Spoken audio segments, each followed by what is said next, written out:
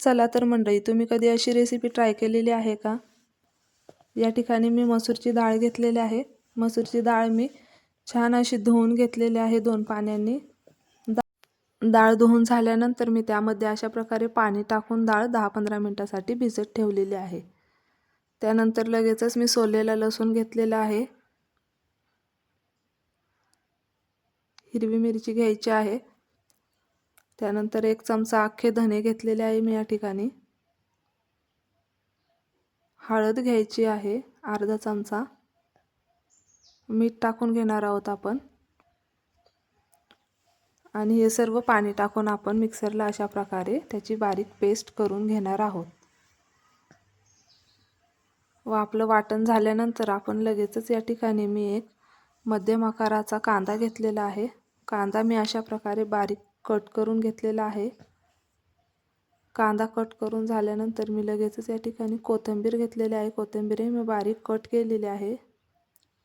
त्यानंतर टोमॅटो आपण अशा प्रकारे बारीक कट करून घेणार आहोत।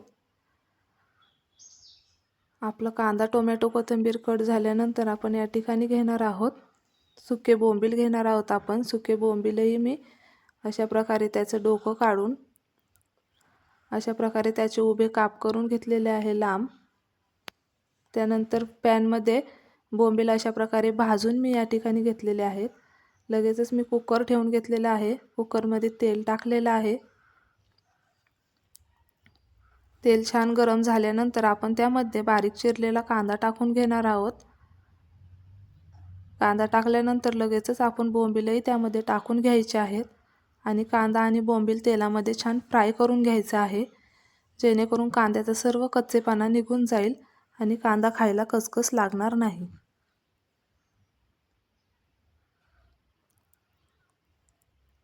अशा प्रकारे छान कांदा फ्राय करून घ्यायचा आहे।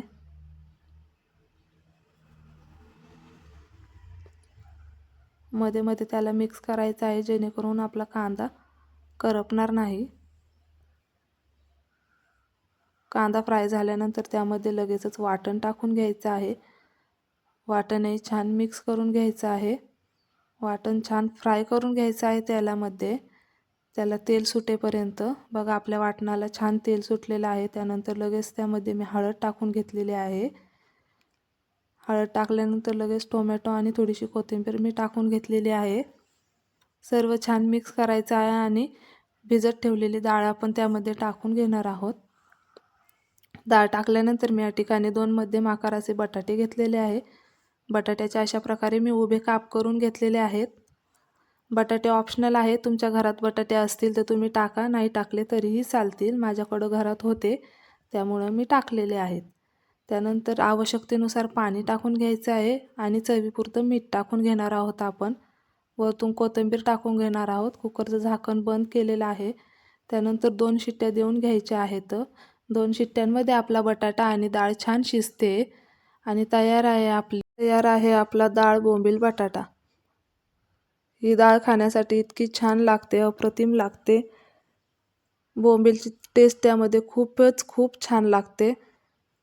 रेसिपी आवडली असेल तर व्हिडिओला लाईक करा, चॅनलला सबस्क्राईब करा आणि व्हिडिओ शेअर करा। थँक यू सो मच मंडळी।